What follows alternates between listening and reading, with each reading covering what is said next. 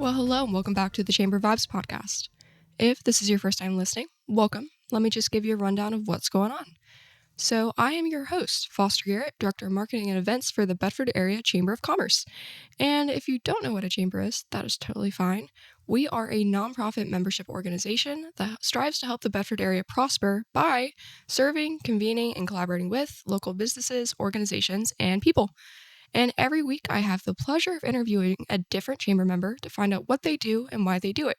And it's recorded right here in beautiful Bedford, Virginia, and broadcasting on Media Squatch Plus, which, if you don't have the Media Squatch Plus app, you're really missing out. There are around 20 local podcasts done by us, D-Day, and lots of other organizations that are right here in the area, and they can talk to you about all the cool things they have going on.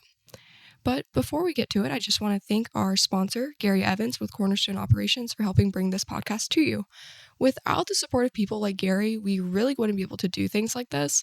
And this podcast is an amazing way not only for our chamber members to get their stories out, but also for you as the listener to become more connected to your community.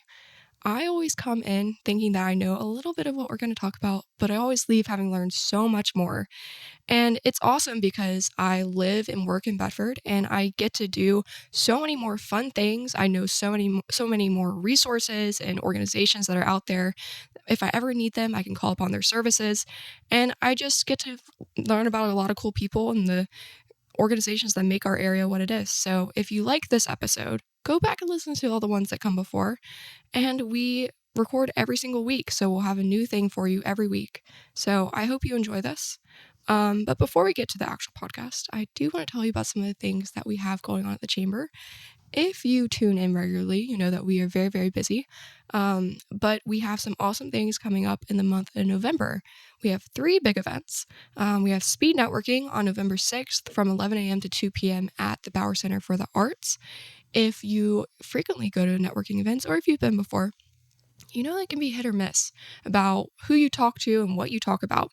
Sometimes you'll meet 15 people and you'll talk about business, and that's awesome. That's exactly what you're going for. But sometimes you go and you talk to 5 people about the weather, and, you know, when you're investing your time and your energy into something, you want to try to get the full impact out of it. So that's why we are stepping away from freeform networking to do things like speed networking, where we can go in a room and we can eat lunch together and we can socialize, but we can also give our pitch 7 times and make 49 guaranteed connections. This is a great way, if you're really busy, to get the maximum impact out of making connections with people in the area. And it's just really fun, too. We had a great time in February where we brought this event back for the first time since COVID, and we're excited to do it again. So that's November 6th. That's coming up in about 3 weeks. And we have some spots left. So if you're interested, go and get your ticket online. But yeah, that's coming up. Also that week, we have our Christmas market. This is our 12th year of doing our big Christmas market, and we'll have around 40 different vendors, all inside, so you don't have to worry about the weather, at Anxious for Nothing, which is at 578 Blue Ridge Avenue in Bedford in the Old People's Building. If you don't know about Anxious for Nothing, this is an amazing way to come see their space. They have a big community center where they have couches and a stage, and believe it or not, lots of different games and even a full skate park inside. So it's really cool. I'm excited to be there. If you're looking to start your Christmas shopping early, this is a great way to do that and to support local and shop small. So you'll find all sorts of unique gifts. We have everything from woodworking to jewelry to different baked goods to pottery. We have all sorts of cool things, and everybody makes something a little bit different. So I recommend coming out on Saturday, November 8th from 12 to 4 that day. It'll be a lot of fun. We have a $5 entry fee raffle, but you get to choose a raffle item of your choice, and we have some really cool things. $1 equals 1 raffle ticket, and you can buy more if you want. There'll also be hot chocolate and all sorts of great things. But I'm really excited. That's one of our most fun events.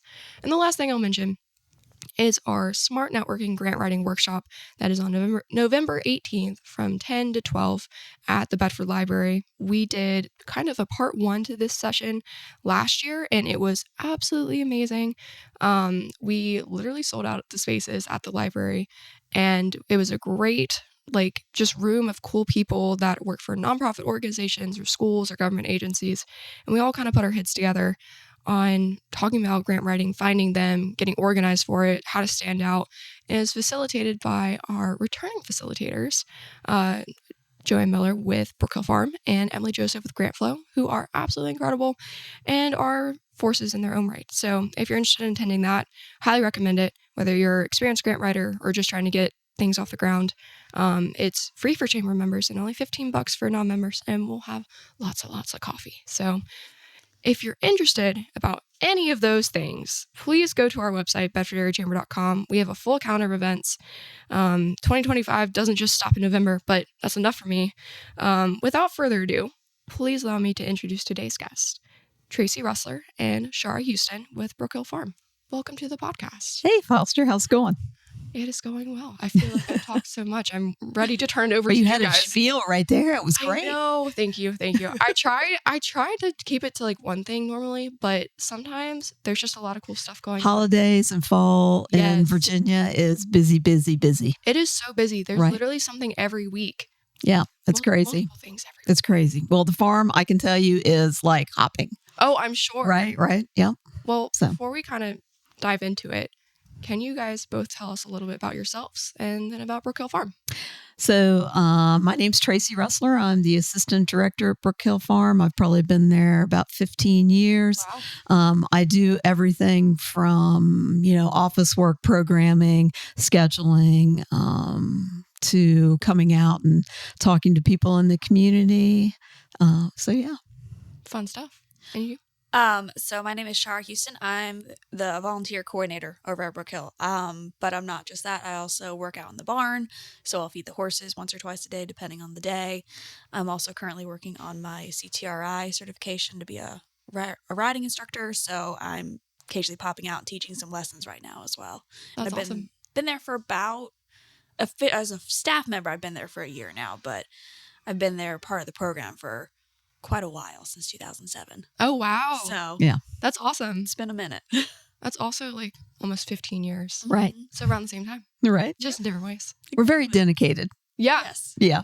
I feel like there are some places in Bedford where once you kind of get involved, you don't really leave. Right. Yeah. And once you get in part of doing something and grab onto the mission and it really touches you, you just, it's something that you stick with. Absolutely. Yeah. Well, for sure. Tell us a little bit about Brooke Hill Farm. So Brooke Hill Farm is a horse rescue therapeutic riding center. And basically our motto is helping horses, helping people.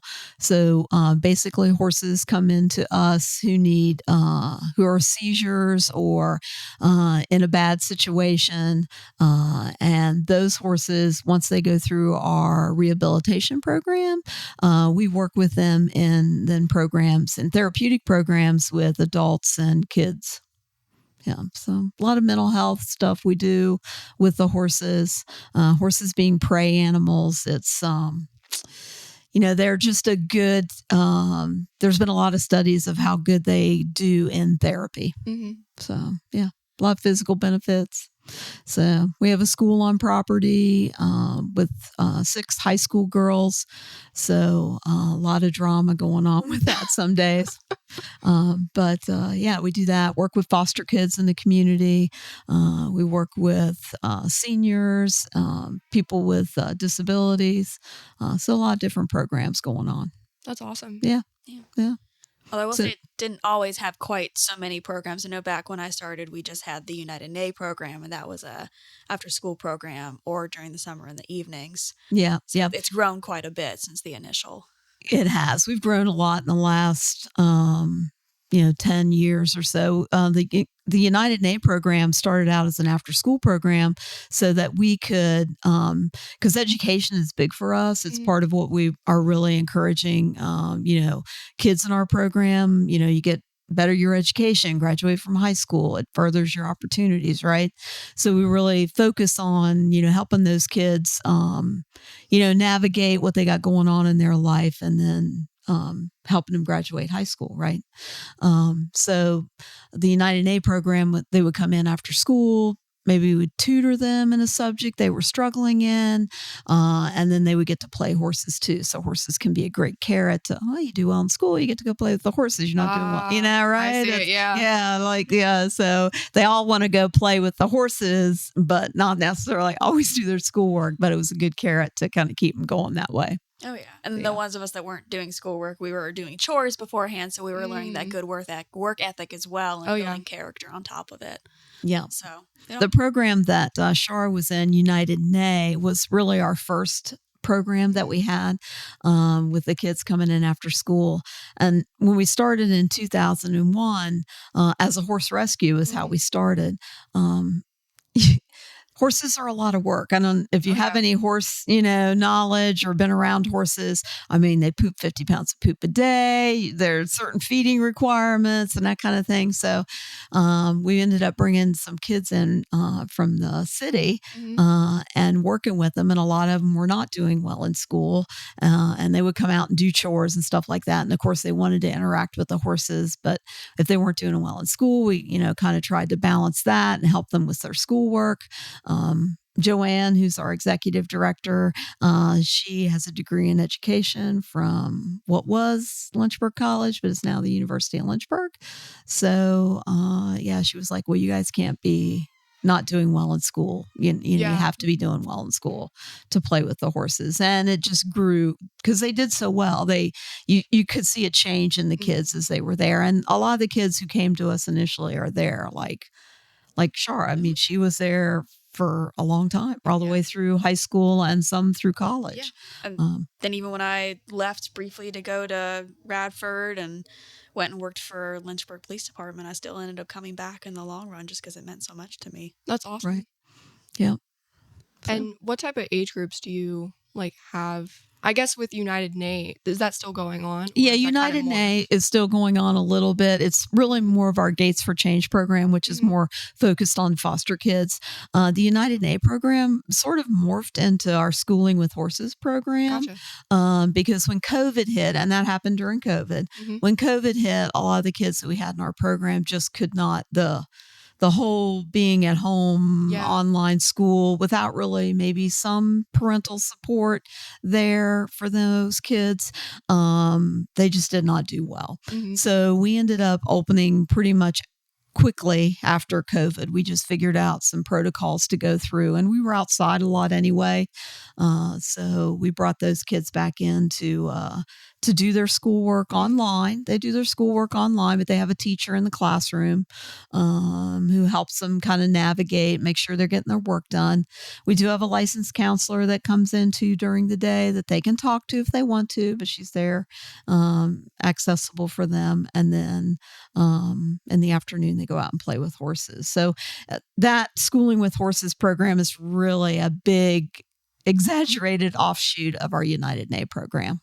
That's awesome. Yeah. And you said you have 6 high schoolers in it? We have 6 and right now we just have girls, just because, teenage years, having both girls and boys in one room schoolhouse environment could probably lead to some negative. A little crazy. So we have 6 girls. It's crazy enough with 6 girls. So yeah.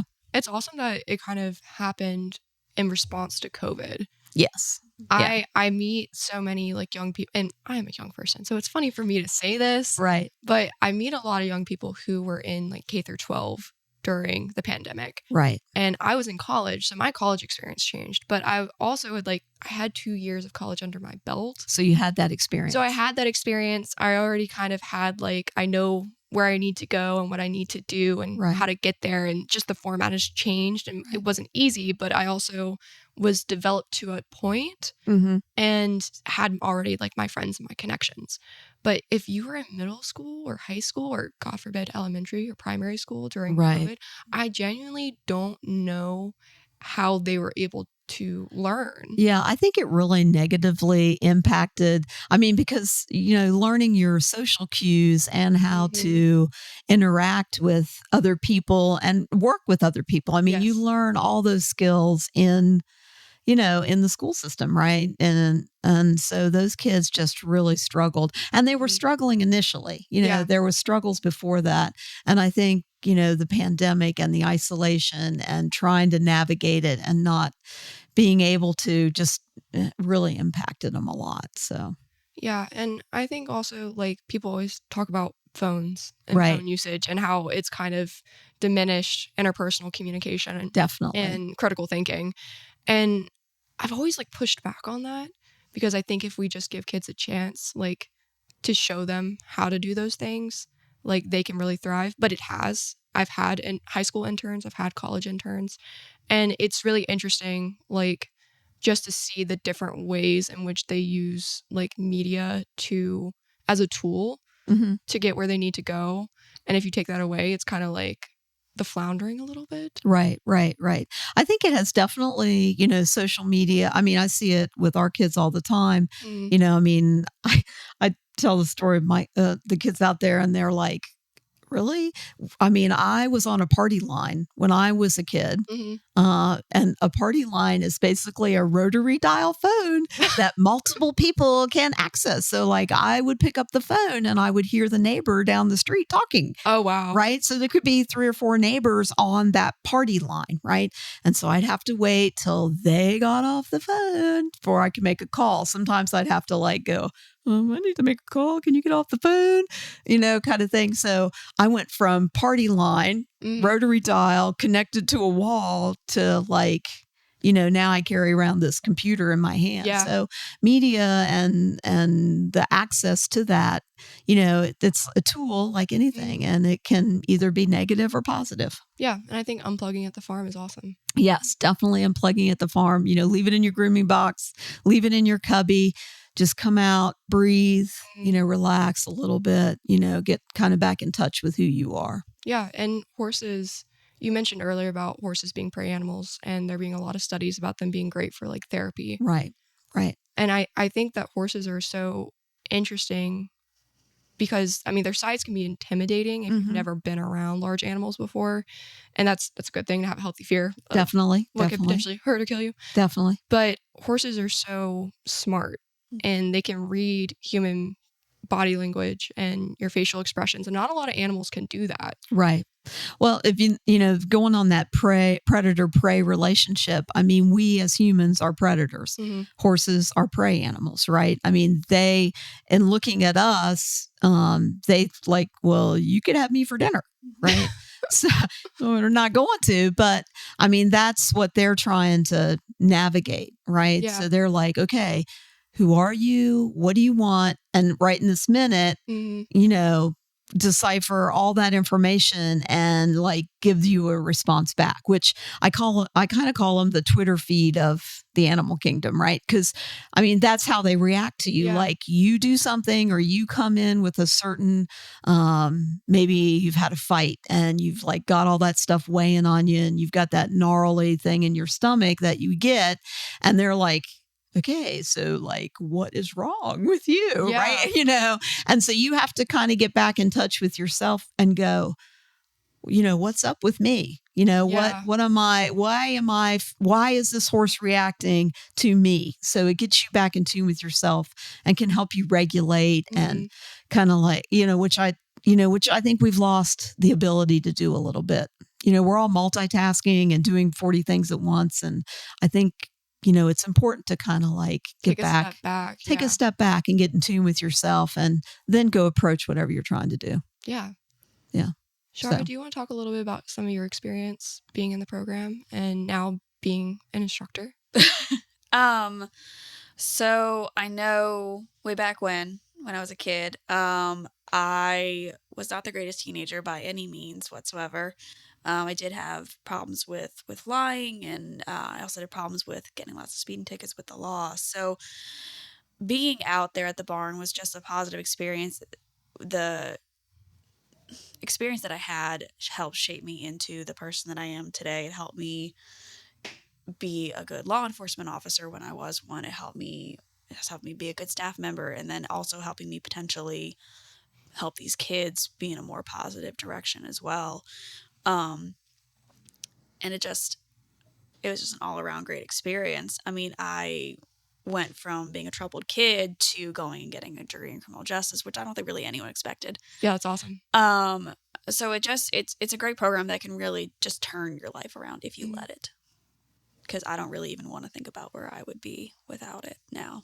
It would not be the same place by any means. Yeah. And you guys have 100% Graduation rate from too. yeah. So So like I said, education is important, and we really want to see the kids go on and do something, like Sharra did, going to Radford. And so we try to nurture and encourage, and our internship program that we have out there lets the kids meet other people like them, young people who, Mhm. I mean, I'm in my 60s, so it's hard for them to kind of like relate to me, right? But if I can bring a college intern out there and they can meet them and say, well, they did it, you can do it too. You're smart enough, these are positive things that you can do. What do you like to do? The Yeah. world is your oyster, so to speak. Absolutely. Yeah. I think that having like peer-to-peer connections and like mentorship is Mhm. so important. It's something that I think everybody didn't really realize they're seeking it, Right. but having somebody that's older that you can kind of look to and be like, oh, they're awesome. Like, Right. I want to do that too. How do I get there? Yeah. And Yeah. also having like individual, like personalized, like learning and like a one-on-one connection that way.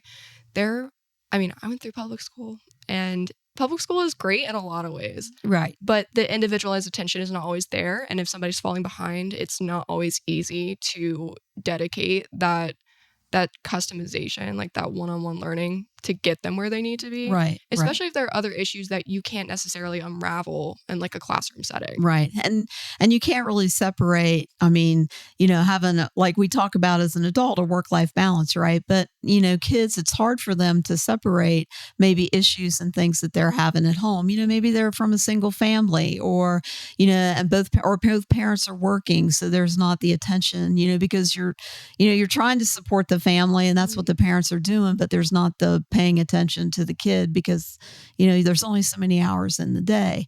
And other difficulties that they come, maybe past trauma that they're experiencing, or, you talk about ADHD and ADD and autism type, disabilities. But, those kids are all navigating those things, and horses can kind of help them, along that way. Yeah. Well, I feel like we've talked a lot about the school. Yes. But you guys have a lot of other programs Right. that you have at the farm. yes. What do you want to talk about next? So there's We have a our lot. choice. So there's a lot of physical. We've talked a lot about I think the mental health piece and how that can help kids and even adults. With our veterans and first responders in that program. But there's a real physical benefit too to riding horses. You are outside, but horses move front to back, side to side, a lot like our hips move. So if you have a physical disability like cerebral palsy or Down syndrome, or I had a stroke victim in the program at one time. All those things can, riding can help you get those neural pathways going again, kind of like stimulate your lower body and the muscles in those areas. It can get you outside exercising. So I've had people in my program who've struggled with their weight, but just being outside grooming the horse, doing the fine motor skills.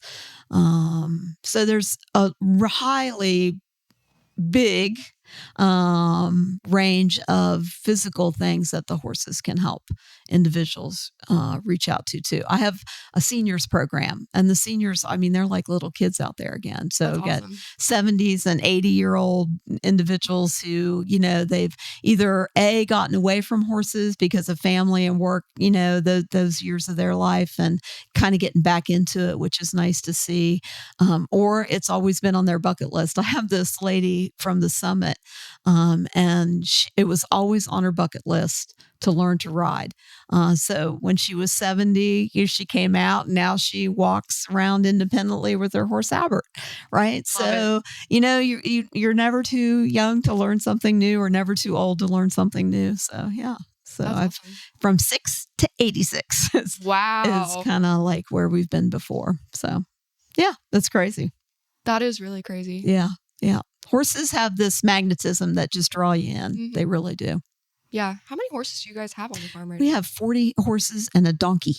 Wow. Right? Wow. That's a lot. It is. It's a lot to feed during feeding time. Yes. Yeah, if you do the math, I always love when I have community groups come out, but a lot of times we'll do like a barn management with the kids and talk about, picking up poop and doing this. And I always say, little math for you guys. So I've got 40 horses and they each poop 50 pounds of poop a day. How much poop is that? They're all just like, I need a calculator.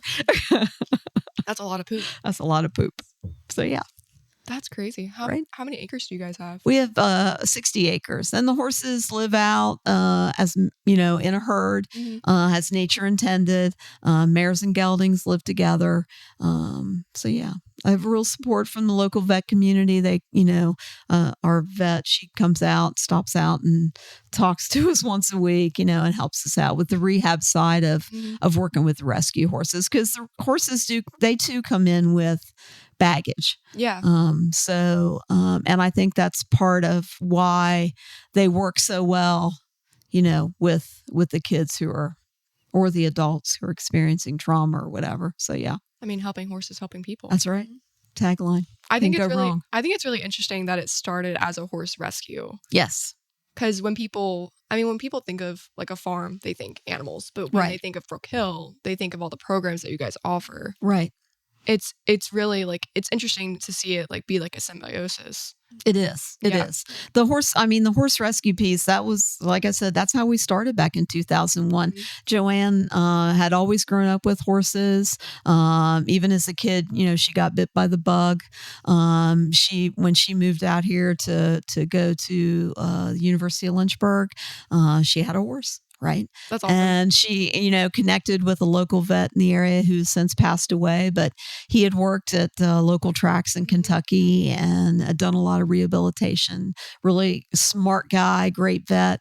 And he was like, there's a lot of horses that fall through the cracks too, especially horses, upper level horses that have sustained an injury and can't perform at the level that they need. I mean, horses are expensive, right? They are. So if you are a professional in that area and you have a horse that really can't perform at the level you need it to perform at, I mean, you can't just keep paying to sustain it, right? So that's how those horses end up in slaughter. That's how those horses end up in bad situations. So they too fall through the cracks. So being able to have a place for them to be able to come and kind of like get their bearings again, and then kind of like analyzing them a little bit to say, hey, what do you want to do? What do you like to do? Giving the horse a little bit of choice in that aspect, right? And some of them make great therapy horses. Some of them work really good with multiple people, that kind of thing. Others are like, and those I really work on finding good homes for, right? Yeah. I mean, we've got 500 and some horses out that we've adopted out since 2001. So that's amazing. Yeah, right? That's a lot of horses. I know, right? That's a lot of horses that we've touched in 25 years that we've been around. Yeah. I think it was really interesting last year. You guys were up for an Excellence in Business Award through our chamber, and Joanne came to our office to do one of our award videos. And most people, Joanne's really interesting. Yes, she is. I love her, but she's got her way. And she came in. Most people are like, this is who we are. We started this year. This is what we do. Joanne's like, how does a nonprofit farm support a local economy? And goes through all the numbers on the amount of hay, the amount of horses adopted out, how it all works together as like an agriculture. As a business. Yes, it's a business. It is. And it's so interesting. I mean, seriously, the amount of hay that you guys probably go through in a year. Right. I go to the feed store once a week. When I go to the feed store, I'm spending $1,200. Oh yeah, you're MVP there. Yeah, right. I walked into Tractor Supply the other day, and I'll give a shout out to them in Forest, and they were like, "Yep, you're our best customer every week." Yeah, because they're all on special diets. I mean, they are rescues, so some are older, some are younger. So I'm working on the nutrition. So a lot, you do a lot. I mean, you have to it's a business, and it's crazy. Yeah, and you guys have. How many staff members do you have right now? So we have, Sharra's going to count over there on her fingers. 7? 7. That's awesome. Yeah. That's a So, lot. I mean, and we all wear different hats. Like, Sharra's obviously come back. She's been with us now. Has it been a year? Yeah, going on a year. So, but she came to us from a different viewpoint. I mean, she was in the program and kind of then out working in the community, doing something else, and now back again. I mean, I have, people that have come from the University of Lynchburg from an intern position and started on the staff. And I mean, I grew up on a farm in Ohio with cows and pigs, and now I work with horses. So that's a big shift. Right. Yeah. Right. Yeah. Cows are definitely not quite like horses. They're not quite as smart. No. Which is probably maybe a good thing for them. I don't know. But yeah, so, but it is a business, and Joanne, she puts a lot of numbers together to let people know that we aren't just, I mean, as a nonprofit, we have a, yearly budget, and we have a strategic plan. And so, but just like any other business that runs in the community, we, have to mind our P's and Q's, be good stewards of the money that people give to us. That was my next question, is how do you guys primarily sustain yourselves? Is it mostly grants? Is it donations? So I would say we go by the three-legged stool model of is you really, you got to have a balance of revenue coming in. So it's, grants and foundations and that kind of thing. It's also individual donors. And then you have your larger donors that make the third leg up. So it's a balance of those three, so that if one drops off a little bit, you're never not just hung right, out not 40 horses and a donkey. Your stool doesn't fall out from under you, kind of thing. So it's kind of a balance of the three. That's awesome. And you guys just had your biggest fundraiser. At our big gala every year in October at Cedar Oaks Farm. They are really great to the local nonprofit community and allow us to use their facility, which is beautiful. It is beautiful. Yeah. And they allow us to use, on an off night, we go out there and have our gala. And then I think the other really nice thing about our gala is the local community comes together, and, the food is donated, the beer and wine is donated, the bartender donates her time. The community really comes together to support us so that we can, put on a nice evening out, and tell people about what we're doing. So we do it every year. So be back next October. A lot of work. But we have a great board. They do an amazing job. They work hard throughout the year to help us. Yeah. It's essential having like great people like on your side, not just staff members, but volunteers, board members. I mean, your interns also too. Right. I say it takes a village. Yeah. To do anything. I mean, really, community is so important. It takes a village to run a nonprofit, relying on the volunteers that come in, that work at the farm and help in the therapeutic programs, help in the barn, feeding and taking care of the 40 horses that are out there, helping being sidewalkers and horse leaders, so that kids who have a little bit more trouble can experience the joy of riding or working with a horse.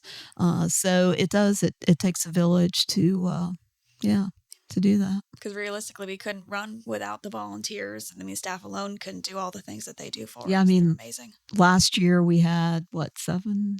How many volunteers we have last year? 500? I came at the end of last year, so I don't know that I could give you a great number say for we, that. We probably average 500 to 600 volunteers in a year. What? Yeah. And that we manage. Yeah. It's like a whole nother staff person. Or maybe 3 staff people. I don't know. I don't know how, do you guys realize how crazy that is? 500 to 600 people want to donate their time to contribute to your mission. Yeah. That's amazing. Right. That's incredible. Even if it's like a one-off, that's awesome. Yeah. And I would say the local colleges and stuff, they're really, at Liberty, I mean, they have a program, the CESA program, where they encourage, their students to go out and work in the community, which I think is a great great thing. University of Lynchburg has a Bonner program, which is a leadership program. And I mean, those kids come out during the school year. And sometimes I have just a few that come and work a specific thing. Other interns, Bonners, they choose our location as their site and dedicate their time to us. So that's awesome. Yeah. We have research projects going on. Yeah, it's crazy. That's a lot going on at the farm. Right. Oh, yeah. It's a lot of balancing. It's a lot of scheduling sometimes. That's so cool. Yeah. Did you ever think that it would grow to be like this? I feel like it was just a slow metamorphosis. As things come about in the community, we've really tried to be an answer to that. Our partnership with Centra and the Bedford Community Health Foundation, those partnerships, give us the information that we need to recognize needs in the community, whether it's, more mental health, whether it's, kids or adults, dealing with obesity or that kind of thing. I think just those partnerships and collaborations outside really just allow us to kind of grow and continue to move forward to help the community. That's awesome. Right? I mean, obviously it's touched a lot of lives. Yeah. We've had, we've had in our school program, we've had 100 and I want to say 15 or 16 kids come through. Wow. And they've all graduated. Most of them have all gone on to maybe join the military or go to college or do a 2-year technical program. Or, I've got 7 PhDs. 7 PhDs? Yeah. That is so cool. Right. Well, I think if you foster an interest in, right? Sorry. Yeah. If you foster an interest in education and really show them that there is a way, I think if you show them the door, people will go through the door. Absolutely. I think sometimes it just takes asking people, what do you want? Right. And an interest. Yeah. I would say, and I don't know if Sharra felt this when she was in the program, but the kids or even the adults and the people who come out, it's a real family environment.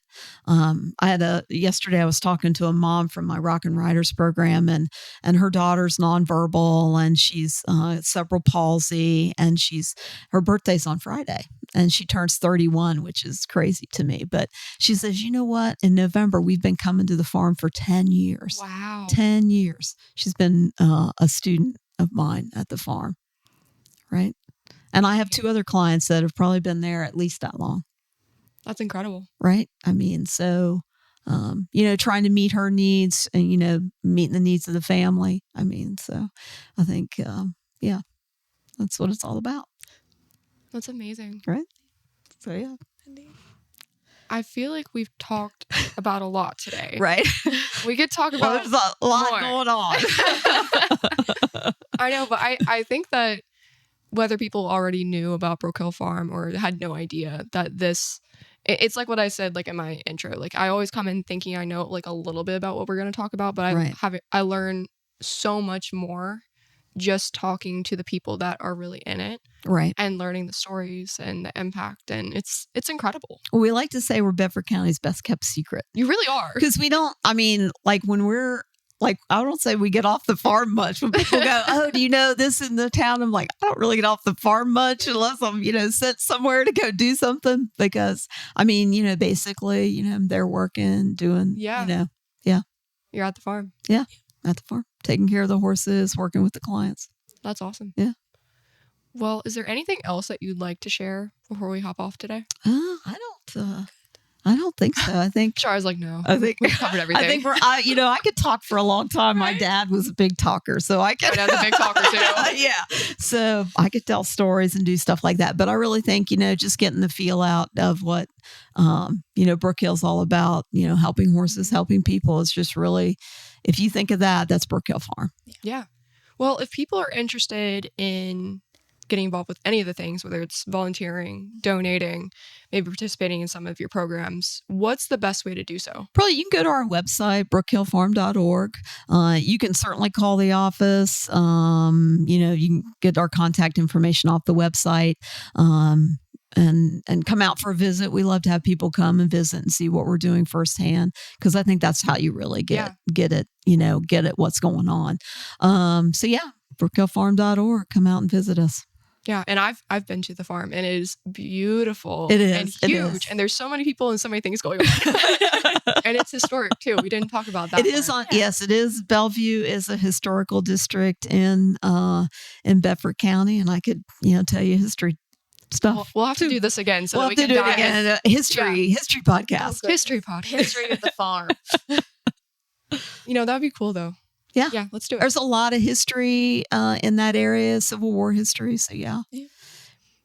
All right, ladies. All right. Well, thank you so much for joining thanks, me Foster. today. It was great. I love coming in. This is a lot of fun, and hopefully we can do this again next year. Yeah, let's do it. There's always more. Let's do it. Always more stuff going on. Who knows what'll happen in the next year? True.